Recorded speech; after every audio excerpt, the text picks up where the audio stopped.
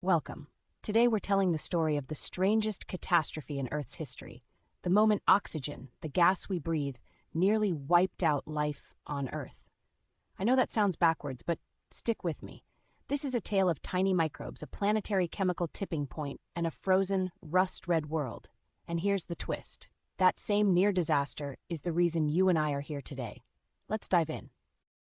Here's the headline that grabs everyone. The first great mass extinction on Earth was caused by oxygen.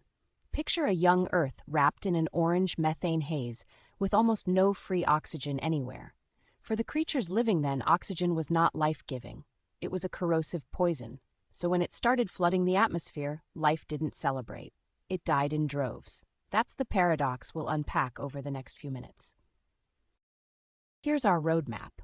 We'll start by visiting Earth before oxygen, so you can see just how alien this planet once looked.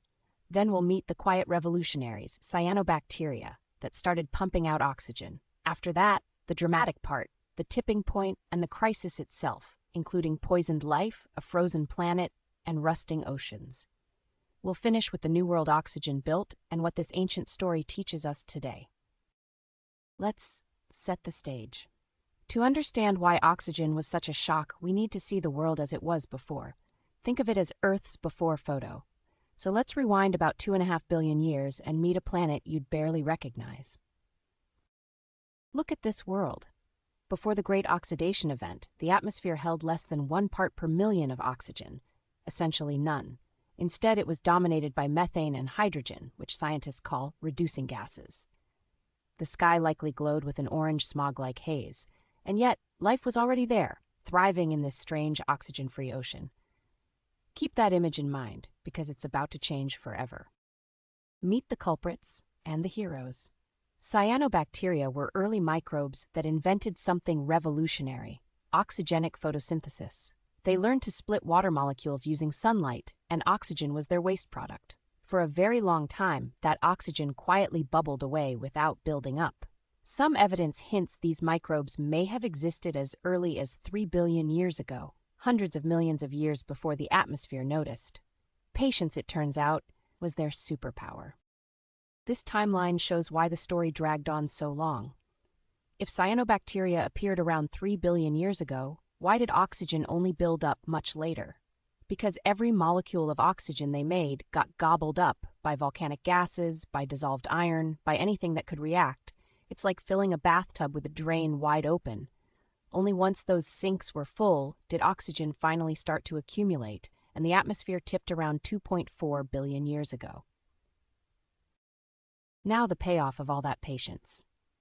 In geological terms, almost overnight, oxygen jumped from less than 1 part per million to somewhere between 0.2 and 2% of the atmosphere. That may sound tiny compared to today's 21%, but it was a staggering, planet-altering jump, thousands of times more oxygen than before. And that sudden rise is the event itself. Once the bathtub drain clogged, the water rose fast. And here's the dark turn. We call this event the Great Oxidation, but for the life that existed then, it was a catastrophe. In fact, scientists have called it the oxygen holocaust. Let's look at the 3 disasters it triggered, one by one. First, the poisoning. Most life at the time was anaerobic. It couldn't tolerate oxygen. To those microbes, free oxygen was essentially bleach. It tore apart their cells. As oxygen spread through the oceans and air, huge portions of the microbial world simply died. The survivors were the ones that found oxygen-free hideouts, deep mud, hot vents, the places oxygen couldn't reach. It was a mass extinction driven by a gas we now can't live without. Second, the deep freeze. Oxygen doesn't just poison life, it destroys methane, reacting with it and scrubbing it from the atmosphere. That mattered because methane was a powerful greenhouse gas keeping the young Earth warm. As oxygen ate the methane, the planet's blanket thinned. Temperatures plummeted, and Earth plunged into the Huronian glaciation, one of the longest ice ages ever, possibly a snowball Earth. Warmth disappeared right as life was struggling. Third, the oceans literally rusted. The early ocean was full of dissolved iron.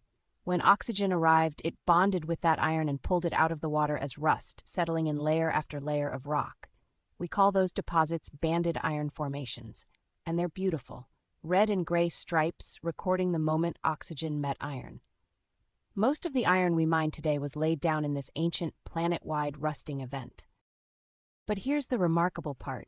The story doesn't end in disaster. Out of that crisis, oxygen built an entirely new kind of world. It's time to look at what rose from the rust and ice. Let's weigh the ledger. On one side, what oxygen destroyed: anaerobic life, the methane greenhouse, iron-rich oceans, and the old reducing atmosphere. On the other side, what it built: an ozone layer that shields the surface from harmful UV, aerobic respiration that squeezes far more energy from food, and ultimately complex multicellular life, including us. The same catastrophe that nearly ended life also cleared the path for everything that came after. So what should we take away?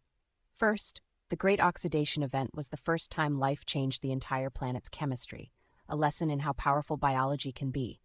Second, it almost wiped life out, yet the survivors adapted and eventually thrived. Third, the oxygen we breathe is literally the ancient waste of tiny cyanobacteria. The world's first great crisis became the foundation of every breath you take. Next time you inhale, thank a 2.5 billion-year-old microbe.